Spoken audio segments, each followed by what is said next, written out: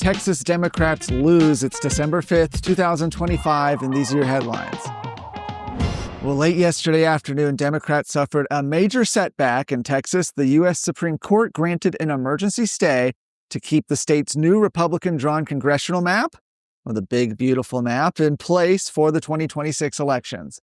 The map, which was approved by lawmakers this summer, converts 5 Democrat-held seats into GOP pickup opportunities. A 3-judge panel had tried to block it after left-wing groups sued, hoping to force a return to old district lines and prevent Texas Republicans from expanding their majority. Attorney General Ken Paxton appealed, warning that Democrats were attempting to steal the U.S. House in court.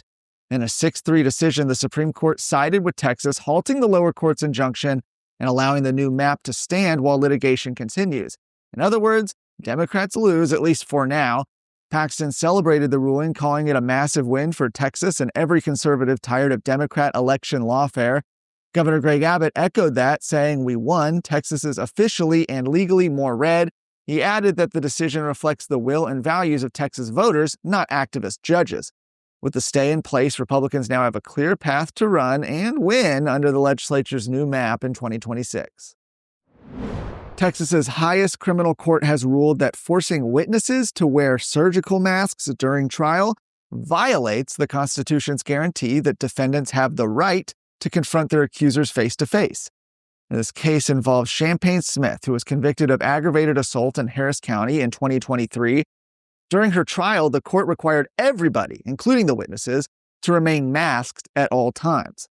Smith's attorneys objected, arguing that the jury could not fully evaluate a witness's credibility if they couldn't see their face.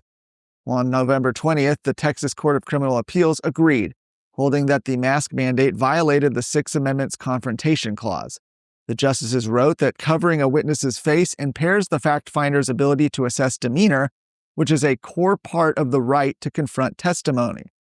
However, the court did not throw out Smith's conviction outright. Instead, it sent the case back to the appeals court to decide whether the constitutional violation was harmless beyond a reasonable doubt, meaning whether the masking policy impacted the jury's decision. Well, the ruling now sets a clear statewide precedent. In Texas courtrooms, COVID-era mask mandates cannot override a defendant's right to directly face their accusers. Real Texan. I hope you'll sit down with Texas Scorecard every Sunday as we visit with real Texans who are doing real things to make the Lone Star State shine even brighter.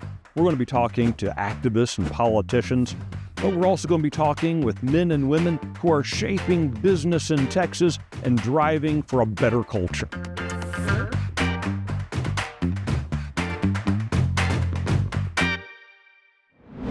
A new national security report warns that the Chinese government is using a new approach to influence American classrooms by purchasing private school networks, including some campuses in Texas.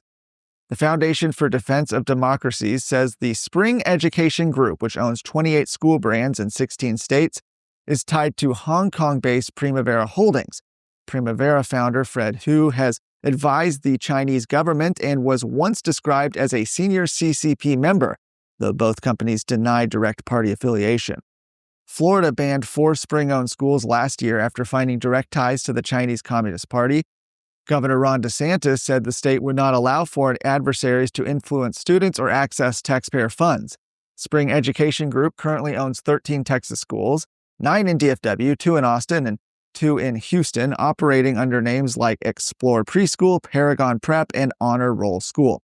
Texas lawmakers have previously flagged Primavera-linked companies as foreign-controlled entities with potential access to student data. For more of today's stories, go to TexasScorecard.com.